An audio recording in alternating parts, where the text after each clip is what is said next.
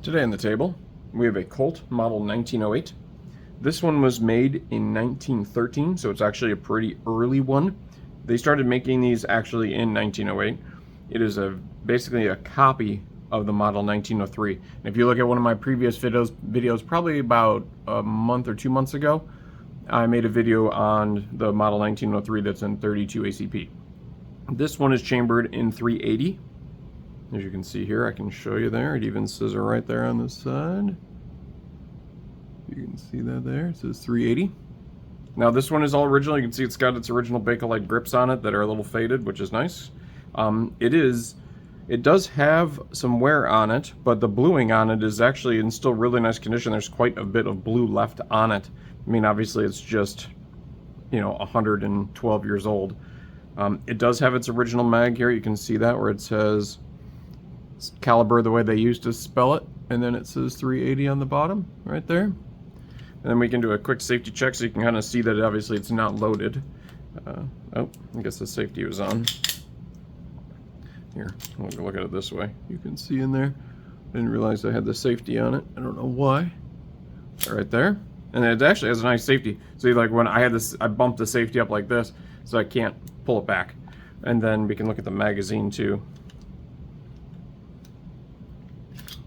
And you can see it's got its two-tone mag, is what you'd look for when you look for these old Colts.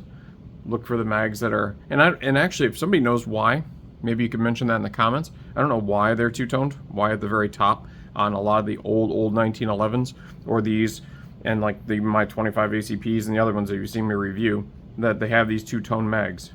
Just why that is. That is something actually I'm not sure why. This is a 7-round magazine, compared to the 32, which is a 8-round magazine.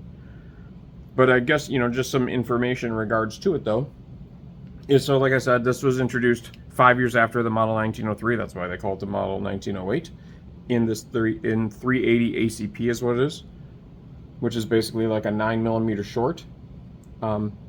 It does have the hammerless title, because obviously the hammer is enclosed, which made a big difference because, it could be, since it was hidden and covered by the rear of the slide, it allowed the pistol to be withdrawn from a pocket a lot easier, without snagging, which was a big deal for gangsters and just a lot of other people who, had this pistol that long ago. They actually made these from 1903, 1908 for this one, up until 1945. And they had a few different types, but some were issued to the U.S. Army, Air Force. Generals carried them during World War II. Even in the 70s, people carried them. They were replaced, by the RIA Colt M15 General's Officer's Model, I guess, apparently. And it was just basically a really compact version of the M1911. So that's kind of cool. And then the Shanghai police, they actually issued these M1908s to their officers in the 20s and 30s. And it was popular really with most of the police, and even became popular with some of the police in the US, and actually the Boston Police Department carried these. So that would actually be pretty cool to see if you could find one that is marked by the Boston Police, or even possibly the Shanghai Police. That would be pretty slick if I could try to find one of those. And if you want me to, maybe I'll start hunting for one, and I can, probably take a bit of searching for them. Obviously with all those lawful owners, as you can say, the two different police departments, like I mentioned before, there was quite a few people who were not lawful who carried these. A lot of gangsters pre-World War II carried these. They really liked these, the 1908 and the 1903, because it was small, concealable, powerful enough round, and it didn't snag on any clothes if they were to draw it, easily from their clothing.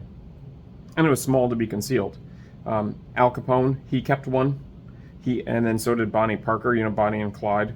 But Bonnie Parker had one. She actually used one to break Clyde out of jail, which was kind of fun. And then I think she smuggled it. Oh yeah, she smuggled it by taping. I wonder what kind of tape she used, but she taped it to her thigh. So that's kind of fun. And then bank robber John Dillinger, he was carrying a Model 1908 when he was shot by the FBI agents outside of the theater in 1934. And another bank robber, I guess it was, there's a lot of unlawful people, but Willie Sutton. He had one when he was captured by the Brooklyn police in 1952.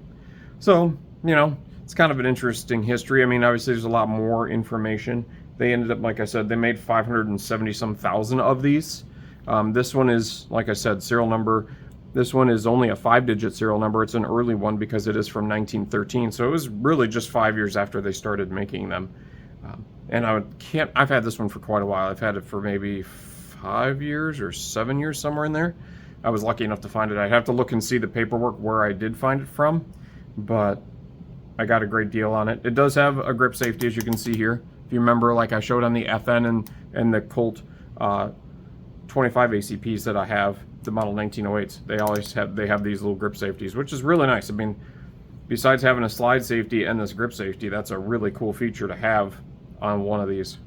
So I just want to show everybody. I think it's really cool. I mean, it's a 380. It's a little bit more rare. It's kind of like you always saw that other pocket hammer that I have that's in 38.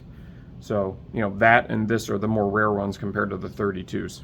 So if you have any questions, or if you have one, or if you see any pistols that you want me to make a video on, put that down in the comments.